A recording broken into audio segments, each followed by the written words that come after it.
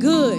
You ought to give him some worship this morning. Because of who you are, I give you praise. Lord, just because of who you are, I will lift my voice and say, oh, Lord, I worship you. just Because of who you are, I don't need any other reason, Lord, just I because worship you.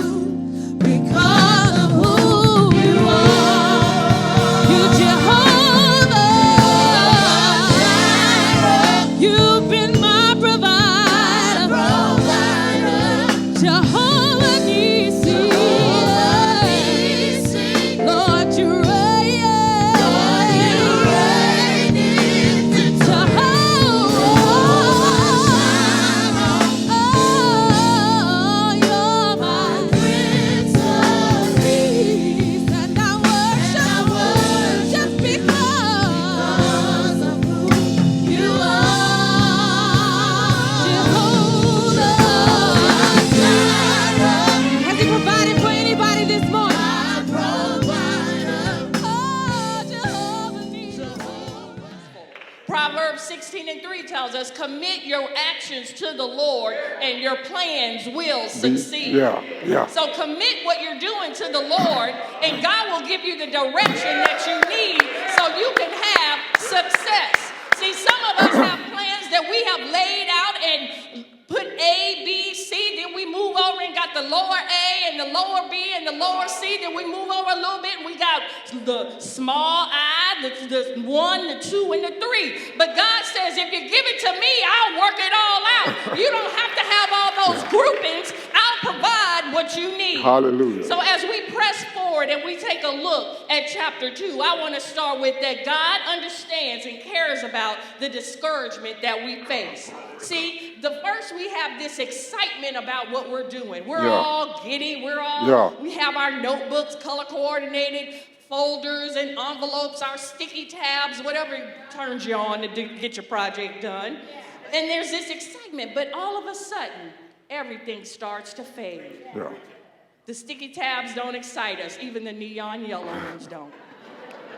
Delay discourages us because we work so hard and we're trying to figure out why is it not moving fast. Yeah. But when you operate with God, you know that God does not have a microwave mentality. Yeah. When it's God's time for you to get something, it'll be in God's time. So you have to stay connected with God through the process. Yeah.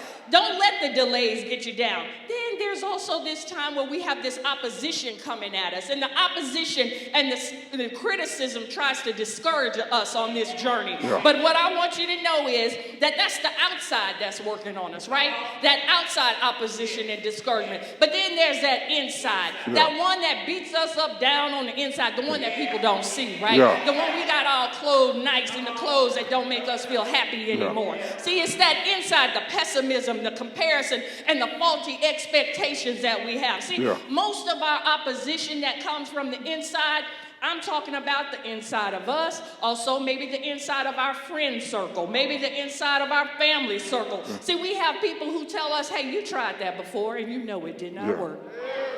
Then you also have some people who say, don't you know that so-and-so down the street did that and they did it better than you? Haven't you heard? Why don't you go over there and talk to them to see if you're doing the right thing? Maybe you should think about this again. But then there's some other things that happen. And I want you to know that even in this process, that when people are telling you and criticizing you, and you might be criticizing your own self, God wants you to know that God can lead individuals in new and unique ways. So the way that God is leading you is the way that God is leading you. Yeah. Amen. In Britain, this is my favorite, there was a 1,400-meter runner. He was number 1 in the world at that time. His name was Derek, like our Greek word Derek Redmond. Now, Derek Redmond was running a 400-meter. He's running a 400-meter. He breaks out of now that's a fast race. He breaks out of the blocks. He runs about 150 meters, and he starts pulling up. He blows out his hamstring.